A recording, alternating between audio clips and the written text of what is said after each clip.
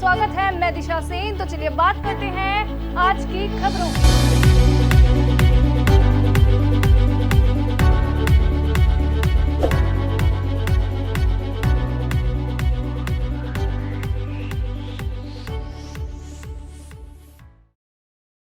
नमस्कार, BVM news में आपका स्वागत है। मैं ममता बघेल। चलिए बात करेंगे खबरों की। हरियाणा वेयर हाउस कॉरपोरेशन के चेयरमैन नैनपाल रावत ने पलवल अनाज मंडी का औचक निरीक्षण किया। उन्होंने मंडी में बाजरा, धान और कपास की फसल खरीद को लेकर किसानों को आश्वासन देते हुए कहा कि फसल खरीद के दौरान किसानों को कोई भी परेशानी नहीं आएगी।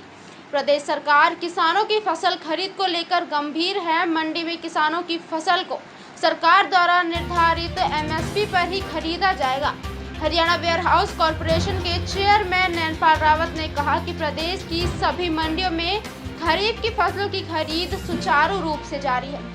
मंडियों में फसल खरीद को लेकर क्षेत्र के मंत्रीगण और विधायकगण मौके पर जाकर फसल खरीद की प्रक्रिया का जायजा ले रहे हैं ताकि किसानों को कोई परेशानी ना हो सके। उन्होंने कहा कि मंडियों में किसानों की फसल का एक एक दाना खरीदा जाएगा। फसल खरीद प्रक्रिया के बारे में मार्केट कमेटी के अधिकारियों को दिशा निर्देश दिए हैं कि किसानों को फसल खरीद के दौरान कोई परेशानी नहीं होनी चाहिए। देखिए, मंडी के प्रधान ने और हमारे जो मंडी के सेक्रेटरी और सुपरवाइजर हैं, उनके माध्यम से कुछ छोटी छोटी समस्याओं का पता लगा है, जिसमें बिजली की समस्या एक बड़ी बताई है, क्योंकि जो तुलाई है, तोल है, वो रात को भी होती है। तो हमारे डीएम वेयर हाउस भी यहाँ पर है, जो बाजरे की तुलाई यहाँ पर कर रहे हैं, खरीद कर रहे हैं।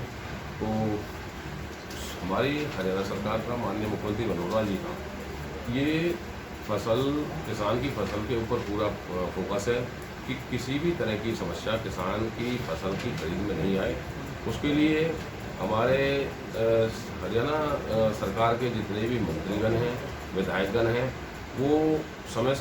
चलो मैं बात करेंगे अगली खबर की। पलवल इलाके में बधाई मांगने को लेकर किन्नरों के दो पक्षों में झगड़ा हो गया। झगड़े की रंजिश रखते हुए एक पक्ष के निवास पर रात के समय गोली चलाने व धमकी देने का मामला सामने आया है।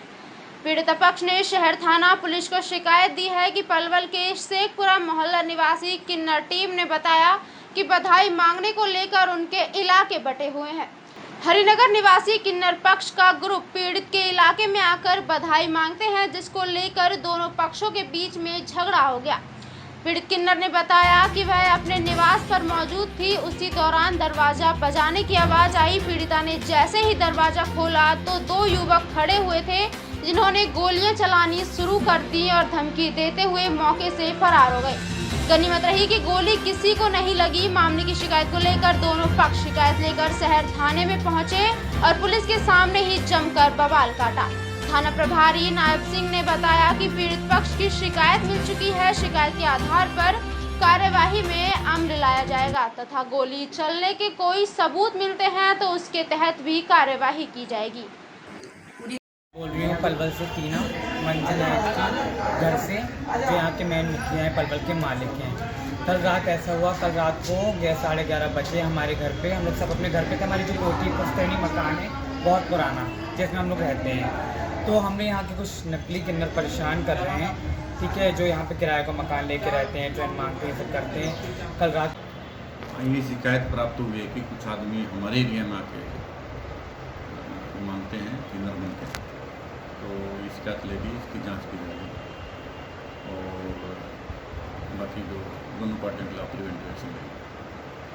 थाने में भी झगड़ा हुआ है, थाने में भी झगड़ा किया है।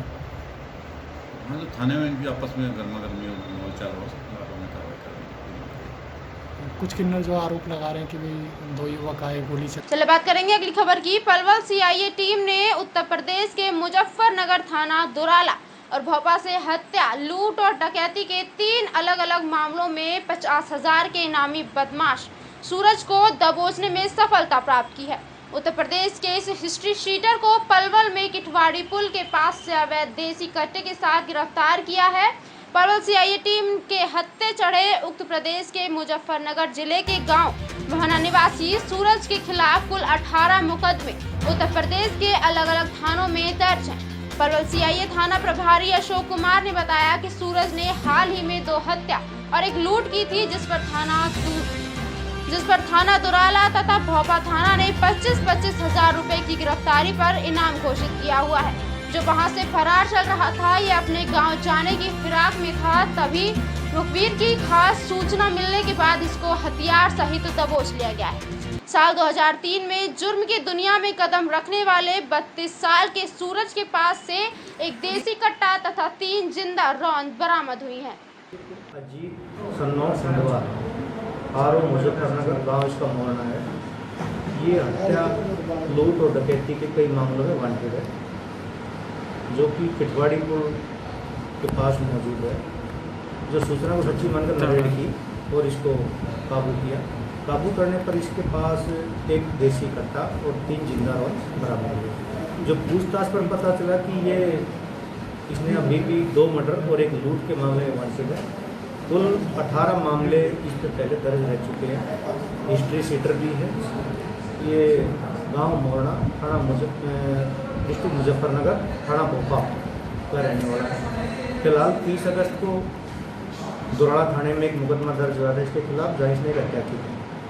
चलिए बात करेंगे अगली खबर की। हिसार जिले के हांसी शहर में बदमाशों ने व्यापारी को जिंदा जला दिया।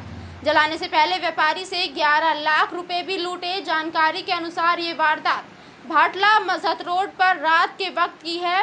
बताया जाता है कि घटना से पहले व्यापारी ने अपने भांजे से बात भी की है कि पुलिस के ताऊ के बेटे अमित की शिकायत पर अज्ञात के खिलाफ मामला दर्ज कर कार्यवाही करनी शुरू कर दी है और बताया कि 35 वर्षीय मृतक राम मेहर ने दोपहर 12 बजे के करीब 9,90,000 रुपए एक्सिस बैंक से निकलवाए थे, जबकि 1 लाख रुपए उनके पास पहले ही मौजूद थे। ये रकम देर रात्रि करीब 11:15 बजे हिसार देनी थी, जो कि अपनी गाड़ी टाटा इंडिगो से जा रहा था। मृतक राम मेहर ने खतरे का आभास होते ही फोन पर अपने परिजनों को बताया था कि 2 मोटरसाइकिल और एक गाड़ी उनका पीछा कर रही है। लगभग 12 बजे पुलिस व परिजन मौके पर पहुंचे, तब तक बॉडी पूरी तरह से जल चुकी थी और पहचान में भी नहीं आ रही थी। कर रहे हैं। मेरा भाई बाटला से मस्जिद रोड की तरफ जा रहा है, जो कह रहा है कि मेरे से पैसे छीनने गए, मुझे बचा लो। जो मैं सूचना पाकर मैंने बाटला चौकी इंचार्ज को फ़ोन किया कि आप तुरंत बाटला से मस्जिद रोड की तरफ पहुंचो और मैं भी आ रहा हूं।